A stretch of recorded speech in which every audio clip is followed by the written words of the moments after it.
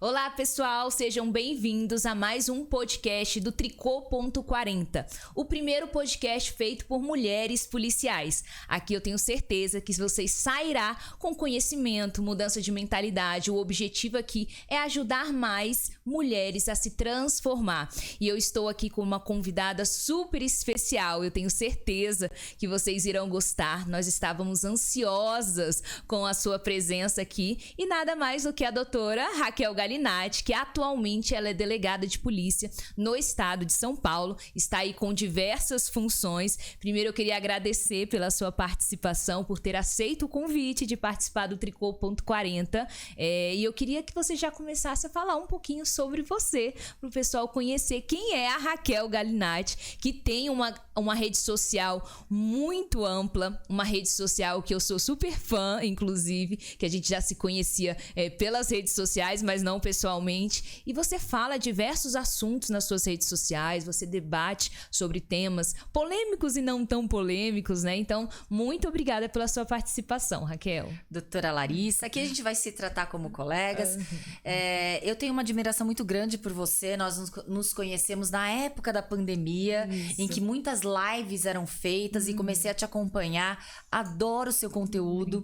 É muito legal que a gente que trabalha na segurança pública, a gente passe informações para a população que pode nos parecer muito básicas, né? Mas para a população pode salvar vidas. Exatamente. E parabéns por mais esse pioneirismo de ser o primeiro podcast formado somente por policiais. Você já engajou fazendo vídeos, né, no Instagram. Eu confesso que eu não gostava muito de fazer vídeos, porque você tem que destravar um pouco, né? A timidez de falar em frente às câmeras.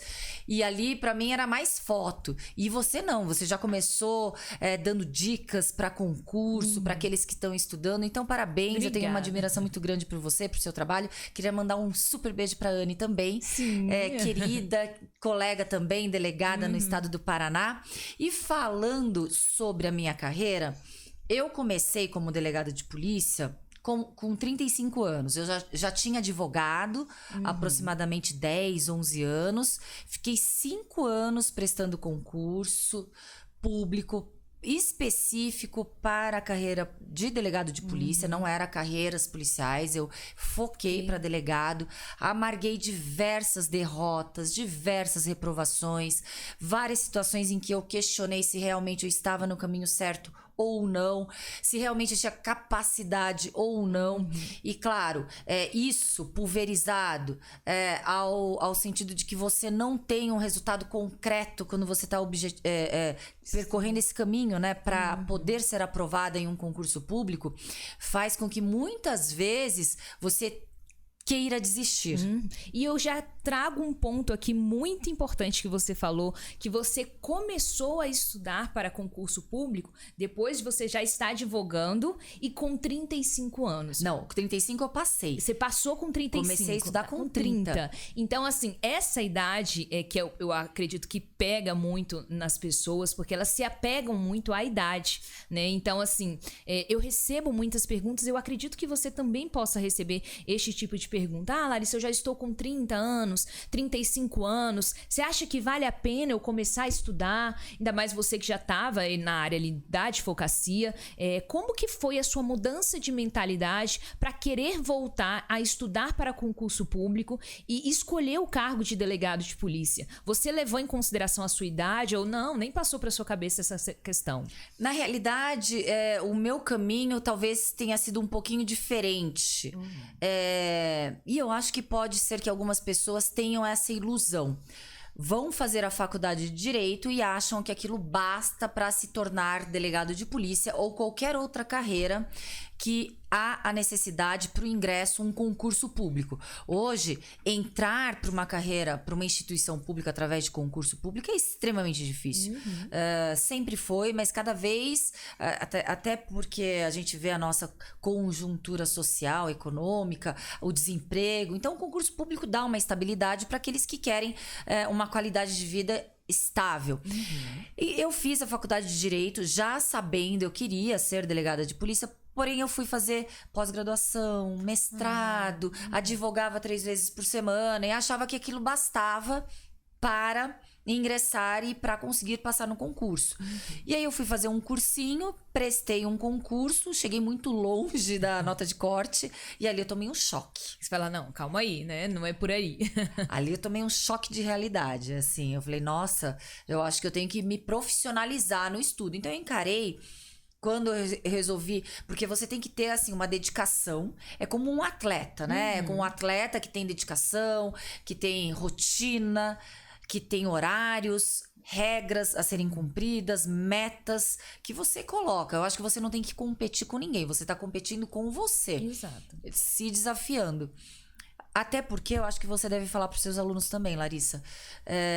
O concurso público, as pessoas que têm realmente o preparo, o conteúdo de 33 mil candidatos, 1.500 candidatos. Tem aquele número que assusta, mas quem realmente está encarando seriamente, estudando edital, destrinchando edital, são poucos, são né? bem poucos. Inclusive, são aqueles que passam, né? Então, você vê que a quantidade das pessoas que acabam ali passando, atingindo uma nota relativamente boa, são aquelas pessoas que são o seu concorrente. A maioria faz a inscrição e fala, vai que dá, né? E foi como eu comecei.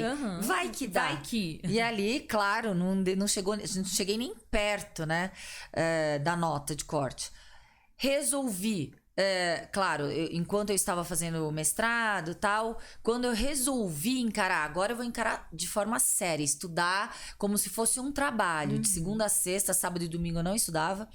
Foi quando eu tinha quando eu fiz 30 anos. Eu falei, agora eu quero encarar com seriedade. E aí, é um fato curioso que eu já falei em outras oportunidades, que depois de 1 ou 2 anos, aí tinham pessoas que passavam e viam eu estudando. Gente, é muito chato quando você está estudando e as pessoas parecem que querem projetar algumas expectativas ou frustrações no seu objetivo e na sua escolha. Exato. Ai, 30 anos, 32 anos, com mochilinha nas costas, estudando para concurso, você não tem vergonha? Nossa, eu já escutei isso. E ali... quando você não é produtiva economicamente, você depende. Na época eu estava dependendo financeiramente da minha família, que me deu o suporte financeiro e emocional. Exato. Ali, claro que você se sente pior do que você deveria se sentir, né? Mais incompetente, mais incapaz. Aí eu falei, não, eu acho que o estudo ele nunca é motivo de vergonha, o estudo é motivo de honra e orgulho. E cada vez mais eu falava, não, eu vou... Eu tinha colocado um objetivo, eu quero passar, eu quero ser delegada de polícia. Eu não tinha colocado tempo. Falou que botou um objetivo. Entendi. Não interessa se em 1 ano, 2 anos, 5, 10, 11, eu vou ser delegada de polícia. Acredito que foi isso que fez com que eu continuasse nesse caminho. Porque se eu tivesse colocado uma métrica temporal, 2 anos eu quero ser delegada, se eu não passar eu vou para o plano B, talvez eu estivesse no meu plano B da minha vida e infeliz profissionalmente. E você acaba se frustrando, porque não é no seu tempo. Depois você descobre, né, estudar para concurso público, que não é no seu tempo, você começa a entender mais. Então você botou um objetivo, independentemente do prazo, você ia atingir aquele objetivo. E quando que foi que você decidiu ser delegada de polícia? Porque ser mulher e você ter essa decisão foge um pouco da sociedade, né? Foge um pouco dessa questão patriarcal mesmo em relação a isso. Como que foi a sua ideia de ser delegada? Você tinha alguém para se inspirar? Como que foi isso na sua vida? Lari, o meu pai, ele era oficial da Marinha, minha mãe educadora física, mas nunca tinha trabalhado, ela só foi trabalhar quando se separou do meu pai, aí ela abriu uma floricultura. Mas desde pequena, a nossa educação, tanto minha como do meu irmão, foi que a gente não tinha estereótipos nem carreiras masculinas ou femininas. Então ali, o meu irmão às vezes me puxava, vem brincar a gente tinha espingarda de chumbinho em casa. Aí eu falava, que saco. Aí eu ia brincar com ele, daí eu acertava mais que ele, tá bom, não precisa mais brincar comigo. Então, e às vezes eu chamava ele pra fazer as minhas brincadeiras, éramos somente nós dois. E todas as atividades extracurriculares, como esportes, artes marciais, taekwondo, capoeira, ginástica olímpica, até mesmo balé, os dois faziam. Que bacana. Meu irmão ia chorando pro balé, mas ele ia chorando. E sua mãe incentivava? Obrigava. Se um faz, o outro vai fazer. Mesmo. Sempre foi assim. Até que teve uma hora que ele conseguiu convencer que ele não queria mais fazer balé. Às vezes ele batia a cabeça assim e fingia que tinha se machucado. Mas eu era mais disciplinada. Tudo que era imposto, eu fazia. Às vezes eu não gostava muito, mas eu fazia. E ali a gente foi vendo, né? A personalidade desde criança vai sendo formada. E eu era uma criança muito chatinha no sentido de... Tinha um grupinho. Escolhiam... Na minha época, gente, eu tô com 47 anos. Na minha época não tinha bullying. Não tinha esse termo. Então tinha um grupinho. Sempre um era escolhido. Geralmente o mais fraco. Ou aquele que tinha alguma característica. Ou gordinho, ou baixinho. E o grupinho de crianças, porque criança também é do mal, escolhia tirar aquela criança pra ser o saco de pancadas. E aquilo me incomodava, Larissa, de uma forma que eu era estraga brincadeira. Eu chegava ali, já fazia luta desde pequenininha. Porque você é faixa preta, né? Taekwondo. Fazia balé, mas fazia taekwondo, fazia capoeira, fazia tudo. Aí, porque eu morava em Santos, então Santos é muito pertinho. Fiz no Teatro Municipal. Fiz vários esportes proporcionados pela prefeitura. Então eu tinha um acesso muito bom, assim, de esportes, né? E ali eu estragava a brincadeira. E foi crescendo. Eu lembro que teve um episódio que eu era adolescente. Eu tava num shopping center, numa fila. E aí tinham 2 idosos, assim, um casal de idosos, né? Na minha frente. E abriu a porta do elevador, um monte de adolescente atropelou. Eu, naquela minha petulância, sem saber o que ia acontecer. Sai todo mundo aí. Você tá vendo esse casal? Eles vão entrar. Vocês vão lá pra trás. Todo mundo ficou em choque, porque atrás de mim tinham adultos. E aí os adolescentes ficaram extremamente sem graça. Nem pegaram esse elevador. Então eu tinha essa personalidade. E não é uma personalidade que combina com o delegado de polícia? O que você acha, Larissa? Eu não vejo outra profissão.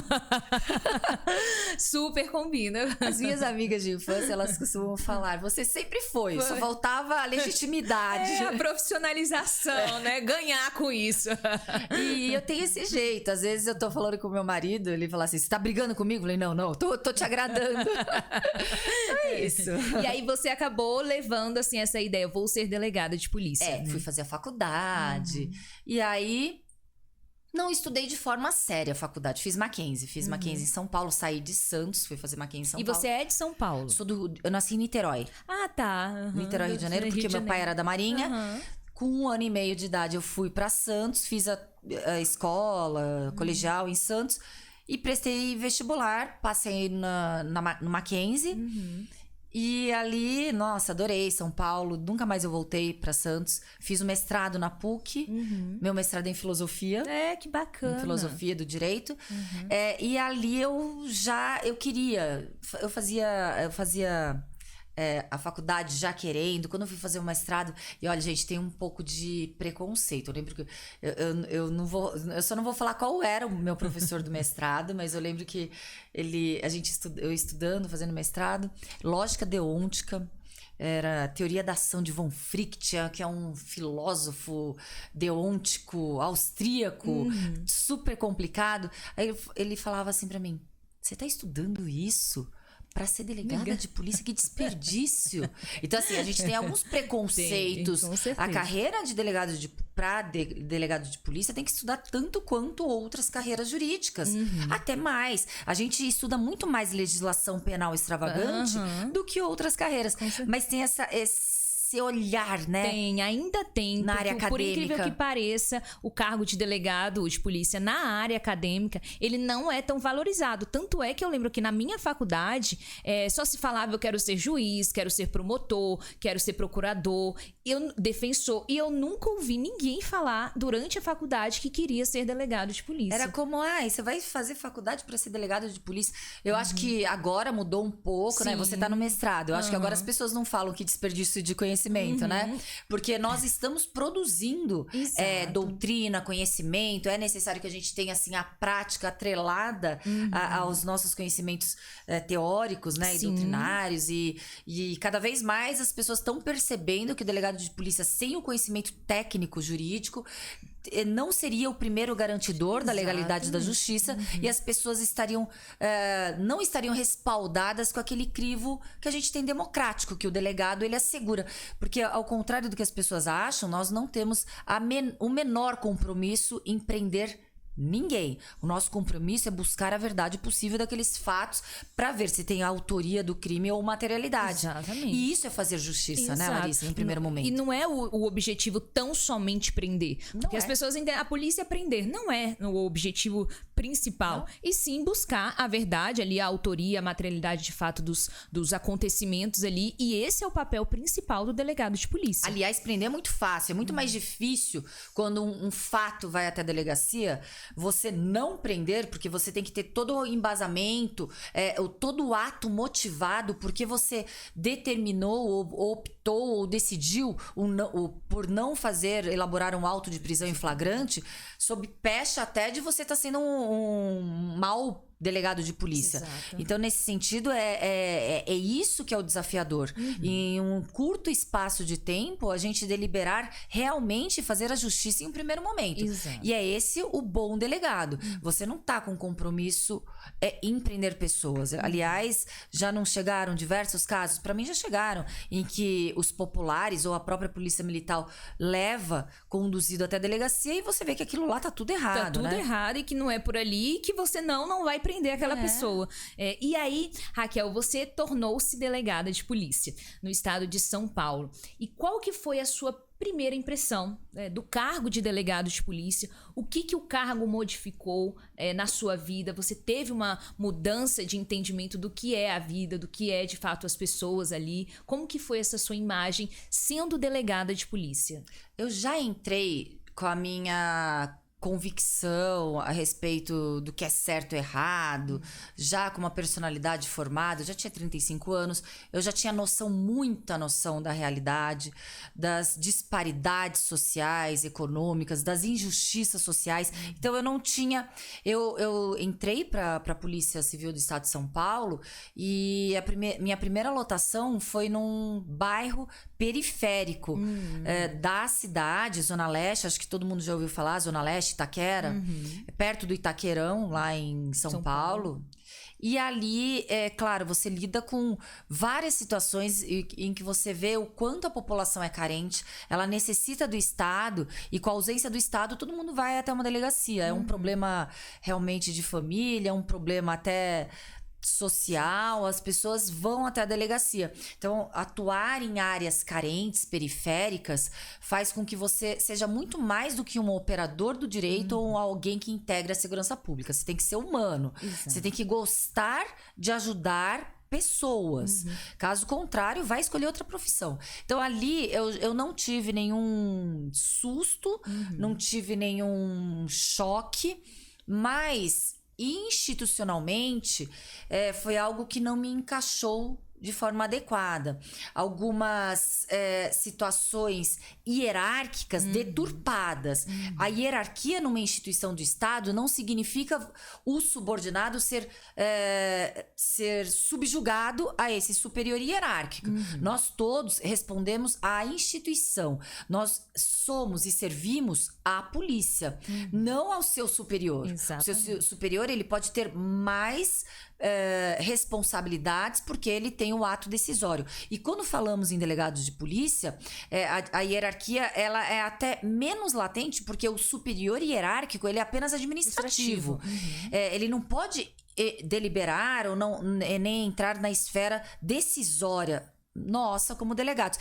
E aí eu cheguei já vendo alguns usos e costumes arcaicos e que, claro, logo foi confrontado, logo já não adequada e não ia nunca permitir que isso permeasse a minha profissão, tentativas assim de assédio moral ou de desqualificação como profissional, diminuição, infelizmente por mulher, não por colega homem nesse primeiro caso.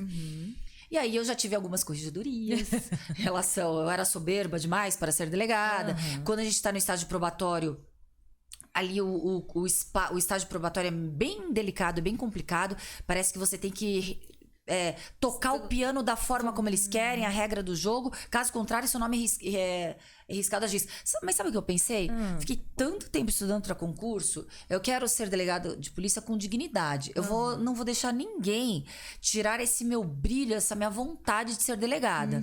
Ninguém vai me humilhar ou vai me assediar moralmente. Então, assim, foi um preço muito caro que eu paguei. Que você pagou porque você sofreu uma certa resistência. E lembrando que eu acredito que isso não seja tão somente na polícia, né? Você irá enfrentar certos desafios institucionais por conta de outras pessoas dentro da sua profissão ali. Então, assim, na polícia não é diferente essa questão. A gente já trouxe aqui diversas policiais para falar desse tema e todas elas abordam essas questões. Nós também trouxemos outras, procuradora, enfim, defensora, e todas elas abordam essa questão institucional. Porque, infelizmente, a instituição são formadas por pessoas e todas as pessoas ali têm umas características que talvez você não concorde com aquela posição que lhe é imposta. E você sofreu essa questão dentro da sua instituição.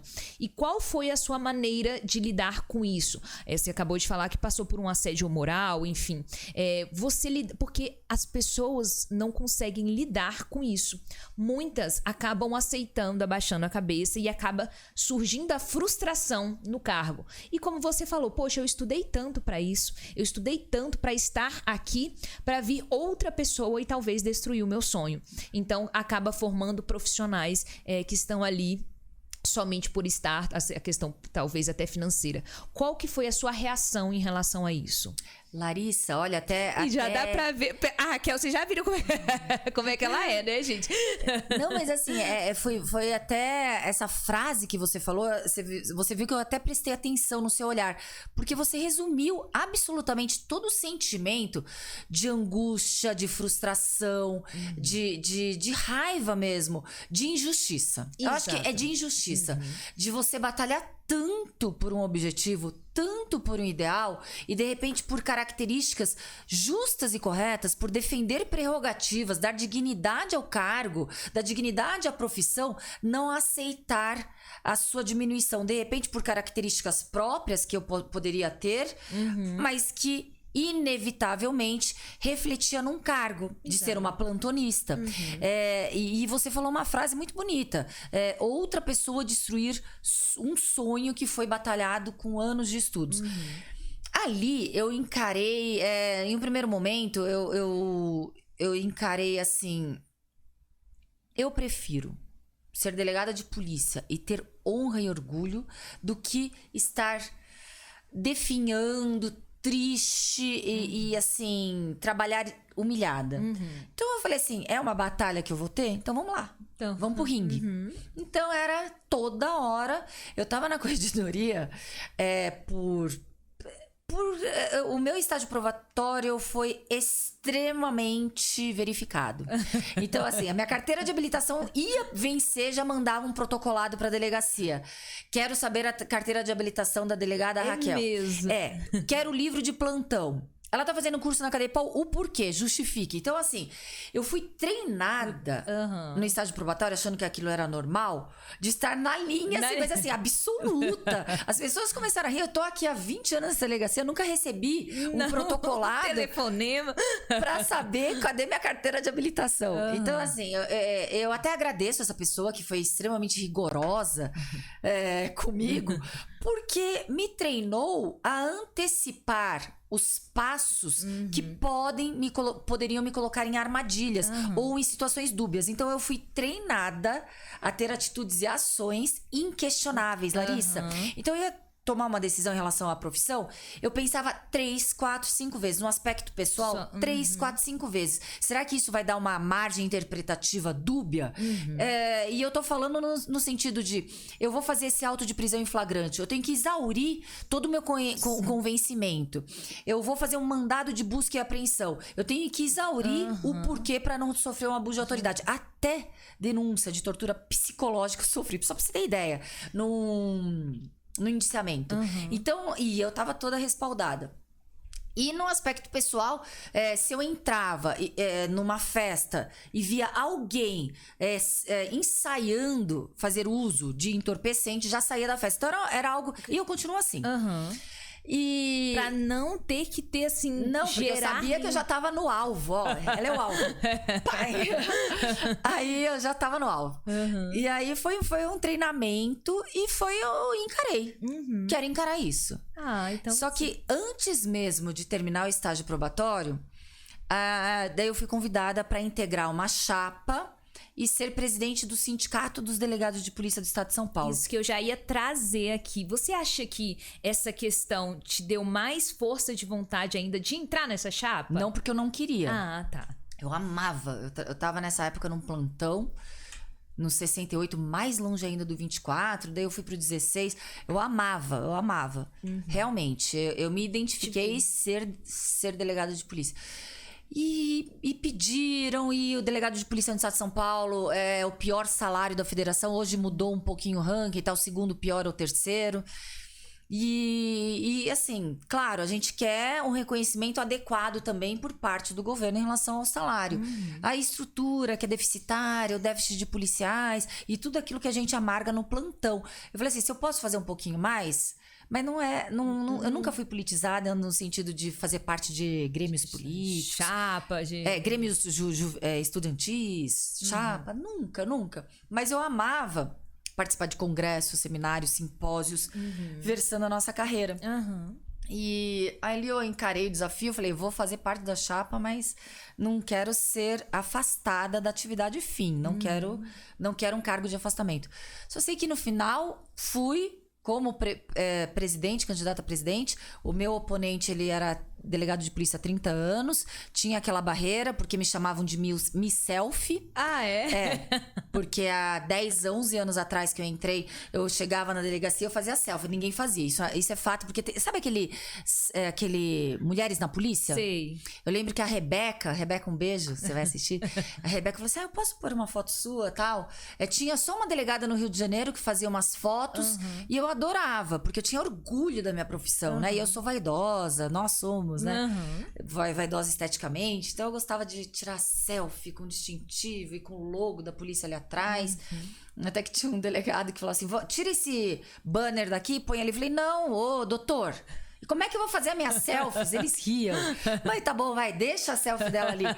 Só que eles eram... E lembrando que isso é porque... A gente gosta de mostrar a nossa profissão. É um orgulho da profissão. Porque outras profissões fazem isso. Por que nós não podemos fazer? E principalmente com um batom, com uma maquiagem, com o cabelo arrumado. Por que nós não podemos fazer? E eu lembro que isso sempre foi um tabu, dentro e fora da polícia. E eu imagino como as pessoas te taxavam dentro da polícia. E aquilo ainda irritava mais, né? A situação toda que eu estava vivendo. Me tratavam de Miss Selfie, mas quem trabalhava comigo sabia qual era a minha atribuição, né? Como eu era como delegado de polícia. E ali, mas aí foi isso. E nesses estereótipos, alguns falavam assim, a Miss Selfie vai ser presidente? A Miss Selfie. Era Miss Selfie. Você falou blogueirinha, né? Porque na época eu não tinha blog, eu não fazia vídeo. Então eu era Miss Selfie. Gente, e ali concorrendo Larissa, sem estágio, ainda não tinha completado o seu estágio acabado de completar, acabado de completar, e com um delegado que já tinha 30 anos na casa, e era realmente aqueles adjetivos não tão fofos. E a carreira, nós não chegamos a 20% como delegado de polícia lá no estado de São Paulo. Então, o machismo inerente estrutural, ele não é inerente estrutural a somente homens.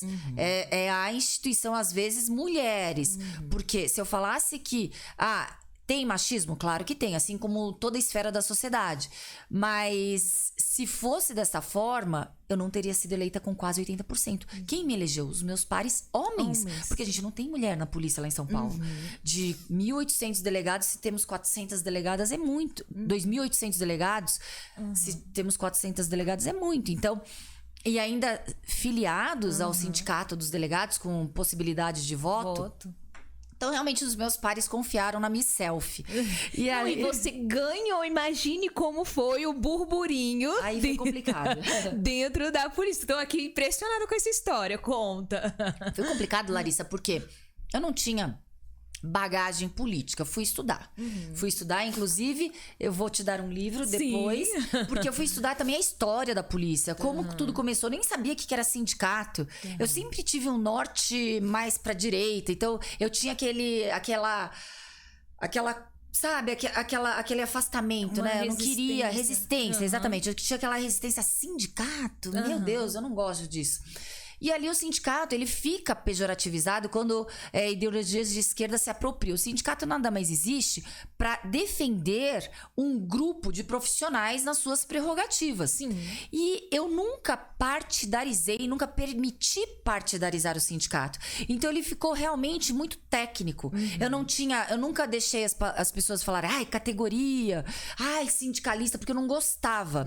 Eu queria, como representante dos delegados, falar e defender as prerrogativas, tanto no Congresso Nacional como na atuação na Assembleia Legislativa lá no Estado.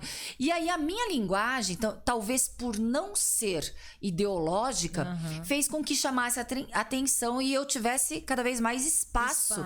Para falar de forma técnica. Porque se eu fosse algo puramente ideológico e de esquerda, talvez eu não teria credibilidade na imprensa pelo fato, ela é oposição por oposição. Sim. Exatamente. E tiveram pouquíssimas vezes que eu, como representante dos delegados, falei, não, agora o governo acertou. Eu não era política, né? Eu não era ideológica. Aquilo foi até bom, porque eu entrei bem crua e fui estudar. E fui estudar, fui fazer curso de oratória, porque eu não sabia falar. E fui... Falar, todo mundo sabe, né? Mas eu falava muito mais rápido do que eu falo hoje. As palavras atropelavam. E ali foi bem interessante, porque como mulher, eu nunca tinha presenciado, como delegada, nenhuma situação de discriminação ou pelo fato de ser mulher. Eu nunca tinha presenciado. Mas, porque eu estava na atividade fim, plantonista, sem o menor poder deliberatório, só fazia ali institucional. Eu fazia a minha função. Eu tinha minha equipe, de forma legal a equipe é subordinada ao delegado. Se você sabe o que você está fazendo, a responsabilidade é sua. Mas eu não interferia em gestão. Eu não interferia em direcionamento institucional. Em absolutamente nada. E nem representava ninguém. Eu percebi que quando eleita para representar os meus pares que me elegeram, alguns coleguinhas boçais começaram a pôr armadilhas e tentar desconstruir a ponto de, no sentido de falar, ela não é capaz de nos representar. Questiona a sua profissão, questiona a sua capacidade profissional.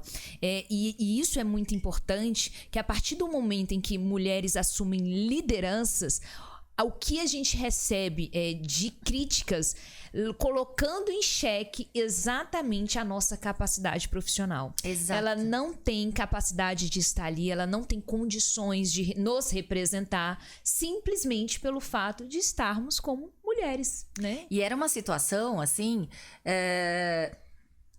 qualquer erro era falado, era criticado, e a gente tinha um grupo de delegados que faziam parte ali, e só eu de delegada, e ali naquela mesa falando que eu estava errada, que eu não sabia o que eu fazia, e aquelas críticas excessivas, a ponto de, quando eu estava com 2 meses como presidente do Sindicato dos Delegados lá em São Paulo, já tinha percorrido as 70 seccionais do estado, dormia até em hotel de caminhoneiro, de estrada mesmo. Fiz aquela visita para os colegas, trabalhando muito, porque a gente se exige muito. As pessoas têm uma expectativa, porque querem que você erra, e você se exige. Eu novata, então eu tinha uma régua extremamente alta. Eu colocava metas muito altas, a ponto de eu chegar numa estafa.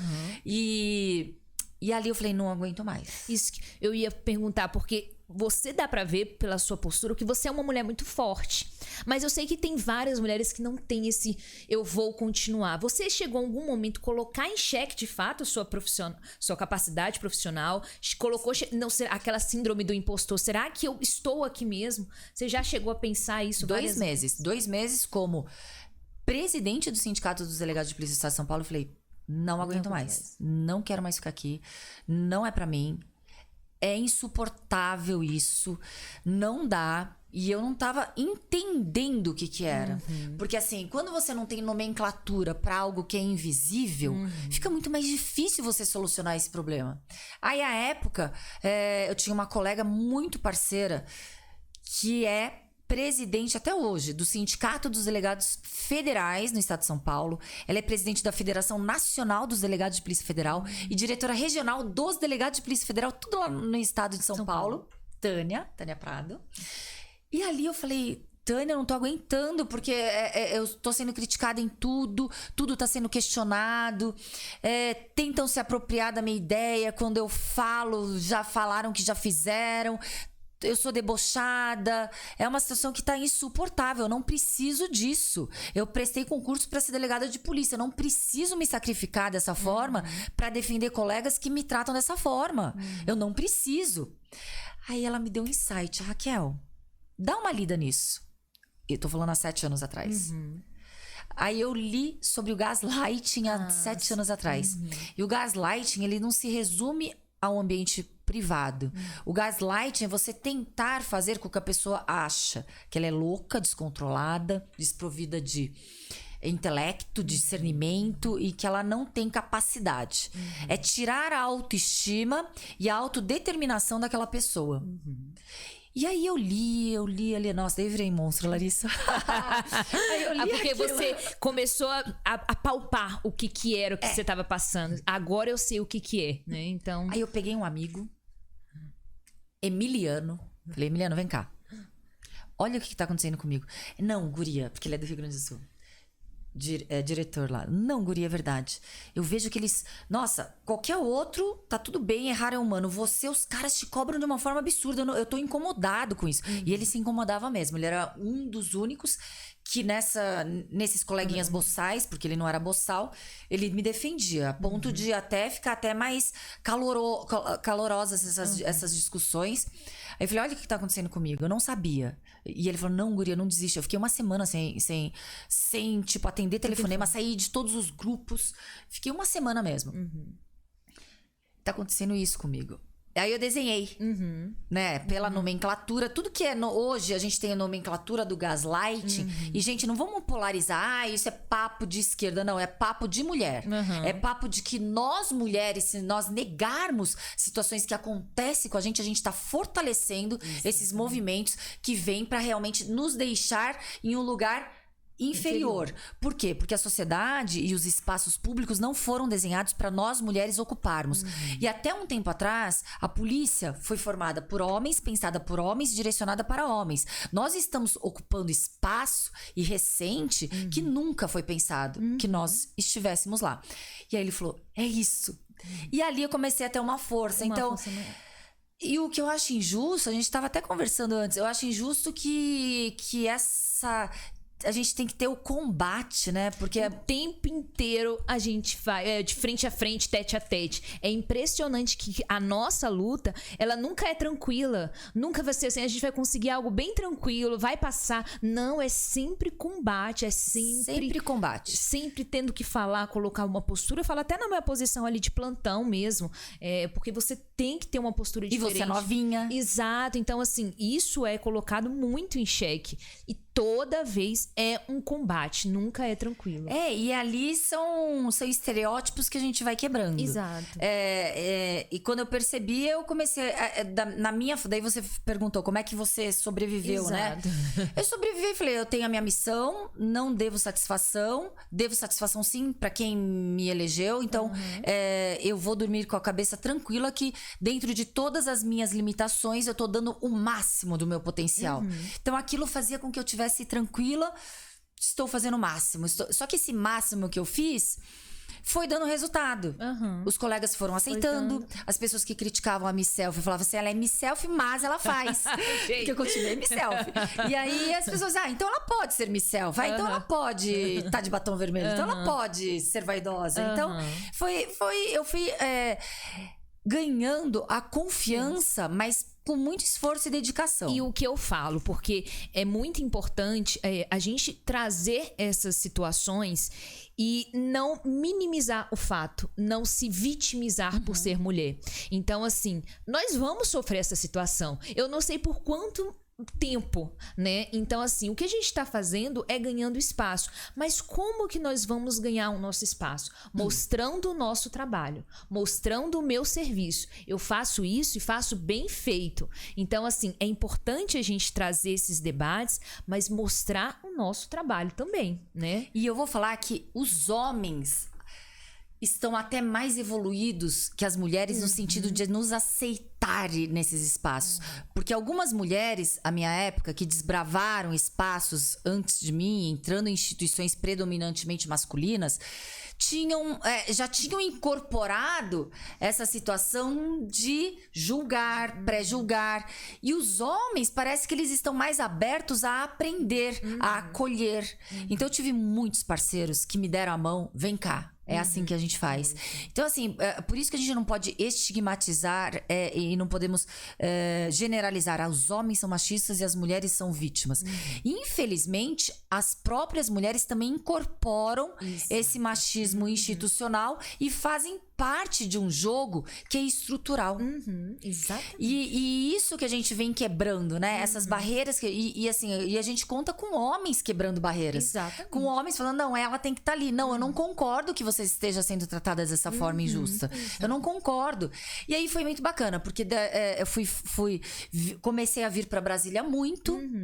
Pela Associação dos Delegados de Polícia do Brasil. À época, era outro presidente, era o Dudu, que morreu. Era um cara muito antigo na polícia. Diziam que ele era machista. Ele, menina. Ele me chamava, menina. Só que eu amava o Dudu.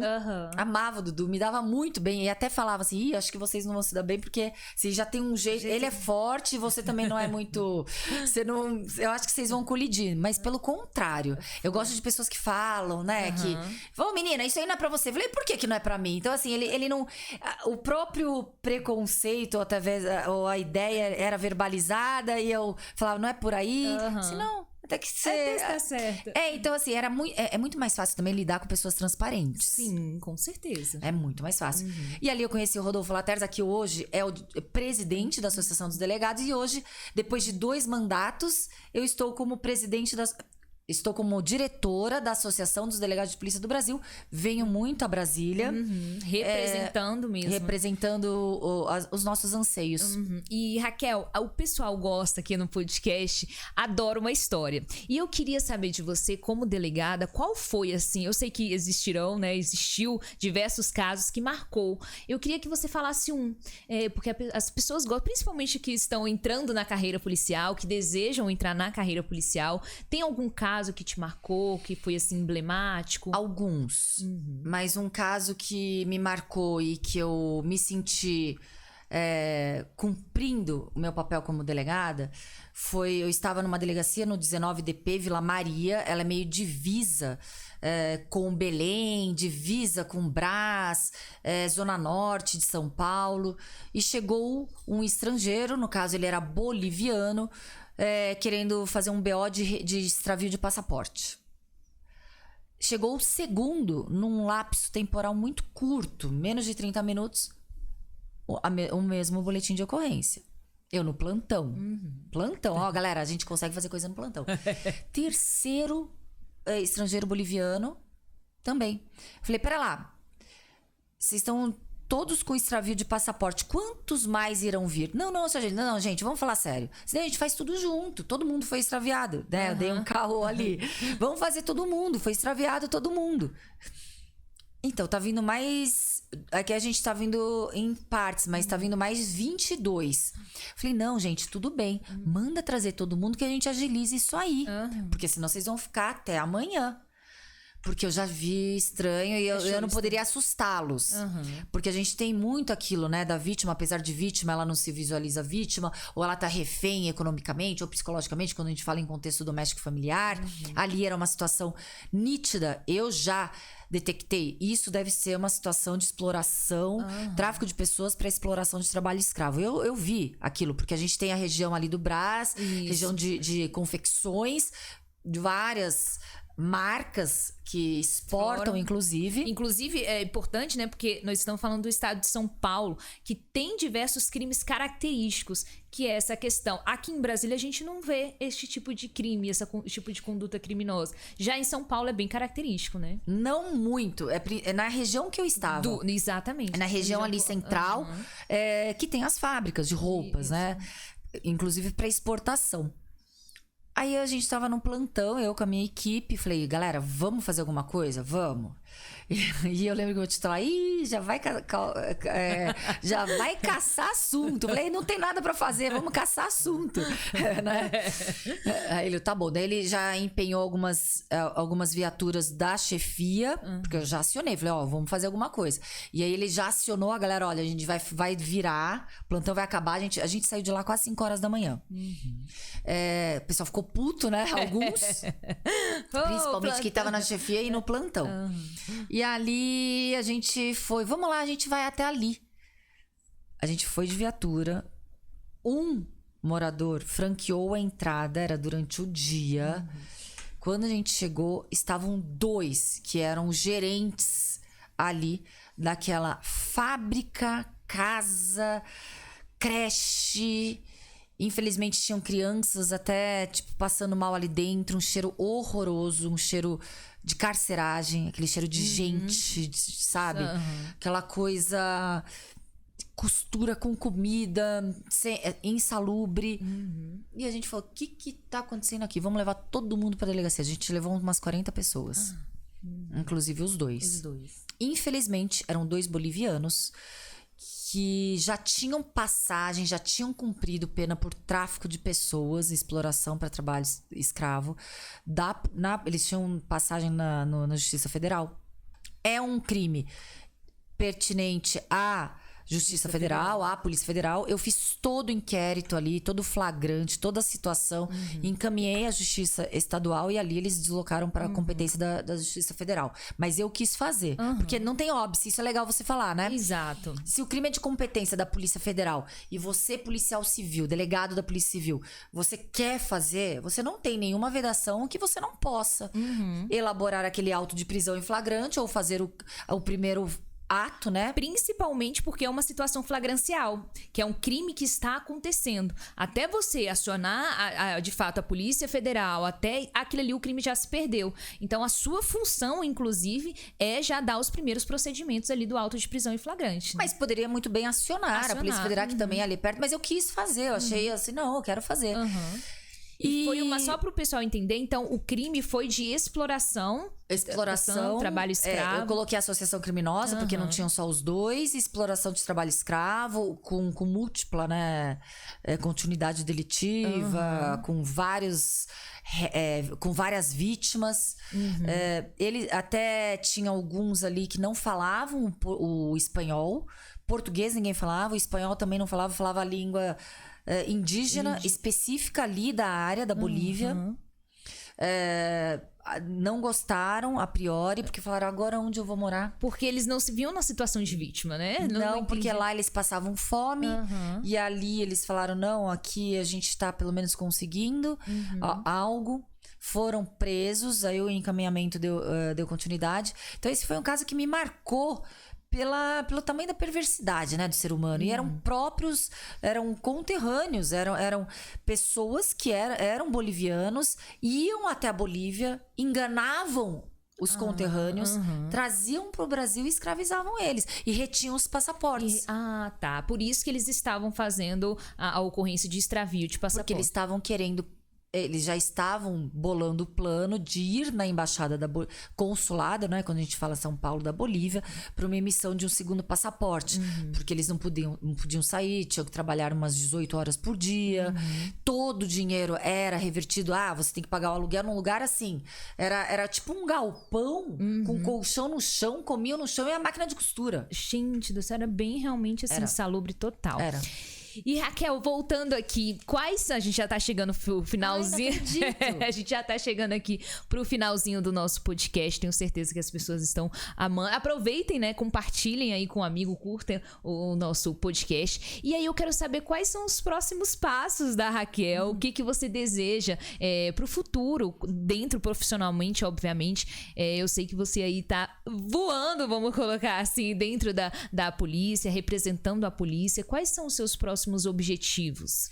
Larissa, eu fui candidata a deputada estadual em São Paulo pelo PL. Tive 53 mil votos como deputada estadual. Primeira eleição, estou como segunda suplente. A gente tem 19 deputados. Eu entrei, agora eu só vou parar de buscar esse objetivo quando eu me tornar deputada. Então esse é o meu objetivo. Vou continuar não só defendendo a polícia, que é o meu compromisso, a segurança pública, mas eu tenho pautas como a defesa dos vulneráveis, não só mulheres, mas a defesa das vítimas. Eu sou, inclusive, uma das coautoras do Estatuto da Vítima, que está já em regime de urgência para ser sancionado. Só falta o Lira pautar, né, que é o presidente da Câmara. Também sou sócia fundadora do Instituto Pró-Vítima. Isso que eu queria até que você abordasse, como que funciona esse instituto? O Instituto Pró-Vítima, ele foi fundado pela promotora de justiça Celeste, uma grande parceira, e ali a gente recepciona as demandas para os direcionamentos. Claro que a atuação, se for uma atuação em relação a crimes, é necessário que o Estado interfira. Sim. Mas a gente dá orientações, a gente participa também num trabalho psicológico, um trabalho de orientação jurídica. Nós temos parceiros que também nos auxiliam a doar. A gente fez um mutirão ali dos refugiados, que teve 2 meses atrás. A gente conseguiu uma doação de 30 casacos infantis bem grossos, porque em São Paulo é muito frio. E a gente conseguiu essa doação, a gente faz essa intermediação para conseguir, dentro de todo o conhecimento que a gente tem nas nossas instituições, poder fazer um pouquinho a mais, né? E eu acho que a missão, todo mundo que tem essa possibilidade de realizar o seu sonho, que é ingressar numa carreira, não pode ser um servidor público. Você tem a sua missão, você está transformando sonhos de pessoas que querem ingressar na instituição. Então você está utilizando todo o seu conhecimento como delegado de polícia, não só na atividade fim, mas também dando estrutura, respaldo, mostrando o caminho de como você pode encurtar esse percurso e realizar o seu sonho, fazer a diferença. Cada um opta, né, por fazer a diferença. Agora, eu acho que a gente perde objetivos e brilho no olhar quando a gente se transforma em mero cumpridor daquelas obrigações básicas. Então, a gente tem desafios, os meus desafios agora ultrapassam a esfera institucional de defesa, faz parte da minha missão, que eu coloquei como objetivo defender a polícia. Sim, os policiais. Eu trato muito sobre a saúde mental do policial, que é uma ferida aberta que deve ser cicatrizada, decorrente de assédio moral, institucional, de várias problemáticas que existem em instituições, principalmente policiais, como, por exemplo, o complexo do ethos, né? Exatamente. O policial, ele é um herói, ele se cobra ser um herói e a sociedade o reflete como herói. Então o policial não pode ter dor, não pode ter não pode chorar, não pode ter depressão, não pode ter problema familiar, ele não pode ser humano, ele deve cumprir horas exaustivas de trabalho. Sensível, ele não pode ser sensível ao seu próprio eu, né? E essa síndrome de ethos que colocam, né, que estigmatizam o policial, faz com que muitas vezes o policial que mostra eu sou humano possa ser rechaçado até pelos pares. Então, a gente trabalha justamente também por ter essa prerrogativa de defender os delegados de polícia, a polícia civil. Claro, a gente sabe que a lei orgânica impede, se eu tivesse na atividade de fim, de falar problemas institucionais internos, mazelas internas e expor dessa forma, claro, eu seria apurada administrativamente. Mas eu exerço no máximo o que eu posso dentro das minhas prerrogativas e é isso. A gente tem que ter estrutura, não podemos ter inversão de valores, Larissa. Quando o policial em confronto, de repente, ele neutraliza o bandido, o marginal, o criminoso, é justamente porque ele está exercendo o monopólio legítimo da violência letal que pertence ao Estado. Isso não pode ser refutado. Senão o Estado estaria completamente, como está em alguns lugares, dominado pelos marginais e pela criminalidade. Então eu uso a minha voz para poder colocar um contra-cheque, né? Um balanço nessa ideologia em demonizar o policial como causador da violência urbana. O policial é um herói, é um escudo entre o crime e a sociedade. Exatamente. E ali eu gosto de, através dessa voz, eu comecei mandando cartinha ali pro Resposta do Leitor, Folha de São Paulo. Resposta do Leitor, que nem uma chata, eu sou chata. 10 cartinhas, até que na 20ª cartinha, vamos colocar uma notinha dela. Até que eu fui abrindo o espaço para que a gente pudesse falar realmente o que o policial passa. Porque se alguém tem que ser cobrado, são aqueles responsáveis por nos estruturar, que são os executivos, tanto no âmbito estadual como federal. O policial é a ponta da lança. Se existe uma segurança pública caótica, desestruturada, nós somos vítimas indiretas. Claro que a vítima direta é a sociedade que está à mercê do crime. Mas nós queremos trabalhar de acordo com a nossa potencialidade, podemos, somos capazes, uma das melhores polícias do mundo, o Brasil, quando a gente fala nessa variedade, né? Social, cultural. Então é isso. Não, assim, e que voz, e eu sempre bato aqui na tecla, quem tem que falar de polícia são policiais. Quem tem que defender polícias são policiais. Até porque nós sabemos as nossas pautas, nós sabemos os nossos defeitos. E que bom que nós temos você para estar levantando a nossa voz, para estar levantando a pauta das questões policiais. Muito obrigada. E aqui a gente tem os presentes, né? Senão a gente esquece. Deixa eu pegar aqui, ó. Eu vou pegar o meu também. Eu trouxe também. Posso dar primeiro? Pode ficar. Este aqui é o livro que eu mandei fazer de 30 anos de luta do Sindicato dos Delegados de Polícia. Ai, olha só que bacana. E eu fui a primeira mulher na história da Polícia Civil do Estado de São Paulo a representar os delegados de polícia. Nossa, eu vou ler mesmo. Dá uma folhada, que tem a história, né, da polícia lá de São Paulo. Tanto que é bem interessante que o sindicato, ele foi, depois de 1988, porque até 1988 era coisa de subversivo. Policial não podia ter sindicato. É subversivo. E foi criado ali nos corredores do DHPP. Bem interessante. E aqui é um livro que eu reuni 10 a 15 delegados de polícia do Brasil. O próximo eu vou te chamar, tá, Larissa? Compromisso gravado. Olha aí, tá gravado. Tem juíza, promotora, desembargadora, médica, legista, advogadas. E a gente fez um livro voltado a políticas públicas e inovações legislativas na proteção da mulher vítima de violência. Nossa, muito bacana. É a nossa pauta mesmo. É a nossa aqui. pauta. Tem um bem legal que uma colega Dani, de São Paulo, escreveu, que é como lidar com a violência doméstica sendo cristão. Verdade, porque essa... Porque é preservar a família a todo custo, mesmo quando o crime tá ali. Até onde vai essa questão da... Esse me chamou muita atenção. Bacana. E aqui é uma lembrança da Armífera. Andréia é uma super parceira. Eu falei que tava vindo aqui. Uma pra você. E a outra pra Anne. A Anne não foi esquecida, viu? A Anne tá lá fazendo o seu curso de formação. E aqui é o nosso presente. A nossa xícara do Tricô.40. Você sabe que eu amo este nome, Tricô.40. Não, né? arrasou. A minha é 9mm, mas uma .40 resolve também. Resolve. Aqui, ó. Aqui. Exatamente. E aqui o nosso parceiro, a Urban. Ai, que legal. Eu tenho certeza que você vai... Eu botei aí pra você escolher o seu óculos. Vamos já por um.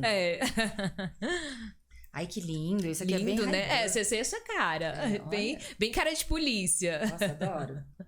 Ficou ótimo. Ai, amei. Ó, fazer assim. Amei. Ótimo. Amei. Muito obrigada, Raquel, pela sua participação. Tenho certeza que foi, assim, muito enriquecedor para as pessoas que estão assistindo, principalmente para as mulheres, porque foi um bate-papo onde a gente quebrou diversos paradigmas, diversas questões pessoais e profissionais em relação ao nosso cargo, que ainda tem um certo receio, né, nessa profissão, principalmente para as mulheres que querem entrar. Muito obrigada pela sua participação e eu queria que você deixasse um recado final para todas as mulheres que estão assistindo o nosso podcast, para que elas possam cada vez mais, porque você é uma mulher inspiradora. Para você que não segue ainda a Raquel no Instagram, siga a Raquel. Ela levanta diversas pautas, diversos assuntos que eu fico horas assistindo o seu Instagram, que você fala lá muitas coisas. Eu falo, nossa, que bacana. E talvez até um ponto que eu não tinha observado, a Raquel vai lá e fala. Então, assim, eu queria que você deixasse essa mensagem final para os nossos seguidores. Larissa, na realidade, eu não vou deixar uma mensagem, eu vou deixar um convite. Este é o primeiro podcast feito por mulheres policiais. Então, eu tenho um movimento, esse movimento é um movimento informal, mas que a gente está criando um grupo a partir do momento que a gente tem o poder de fala. E você é poderosa na sua fala. Eu também amo os seus vídeos. E é um movimento mais mulheres na polícia. E isso a gente já está fazendo. E vocês estão fazendo. Então, que a gente seja parceira nesse movimento, mais mulheres na polícia. Inclusive, eu vou mencionar a respeito do podcast de vocês quando tiver oportunidade. Porque a gente tem que incentivar que as mulheres, elas não aceitem carreiras serem chamadas de masculinas ou femininas. Nós temos que buscar as nossas aptidões. E lembrando que aqui na América Latina, somente em 1955, tivemos as primeiras mulheres que formaram o grupamento feminino, que foram chamadas à época as 13 mais corajosas de 1955, lideradas pela Hilda Macedo. Então aqui vamos dar continuidade a esse movimento das 13 mulheres mais corajosas de 1955 e vamos lutar por mais mulheres em todos os espaços e principalmente na polícia. Muito bacana. E você que gostou deste nosso podcast, de primeiro podcast de mulheres policiais, siga e compartilhe a nossa página. Até mais, pessoal!